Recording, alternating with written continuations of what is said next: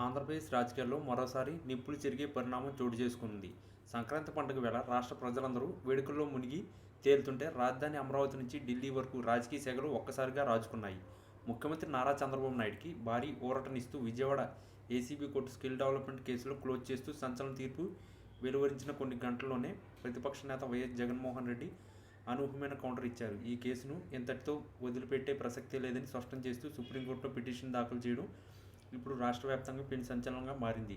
నిజానికి గత కొన్నాళ్లుగా సాగుతున్న ఈ న్యాయ పోరాటంలో సిఐడి దాఖలు చేసిన క్లోజర్ రిపోర్టును ఏసీబీ కోర్టు ఆమోదించడంతో చంద్రబాబుతో పాటు మరో 36 మందికి క్లీన్ చిట్ లభించింది. ఏ ఆధారాలు లేవని మిస్టేక్ ఆఫ్ ఫ్యాక్ట్ కింద కేసును కొట్టేయడంతో తెలుగుదేశం పార్టీ శ్రేణులు సంక్రాంతి సంబరాల్లో మునిగిపోయారు. అయితే ఈ ఆనందం ఎంతసేపు నిలవకుండానే జగన్ రూపంలోనే ఊహించని షాక్ తగిలింది.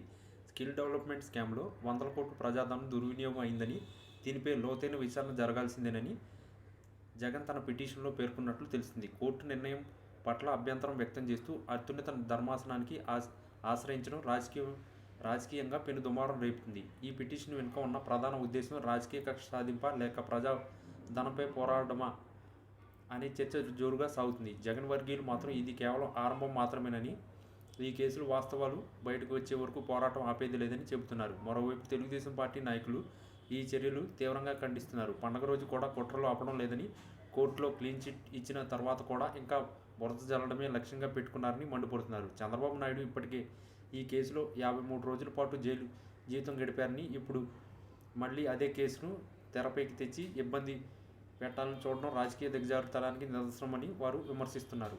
సుప్రీంకోర్టులో జగన్ వేసిన ఈ పిటిషన్ విచారణకు వస్తే ఎట్లాంటి పరిణామాలు ఎదురవుతాయనేది ఇప్పుడు ఉత్కంఠంగా మారింది. ఇప్పటికే సుప్రీంకోర్టు గతంలో ఇదే కేసును కొన్ని కీలక వ్యాఖ్యలు చేసింది.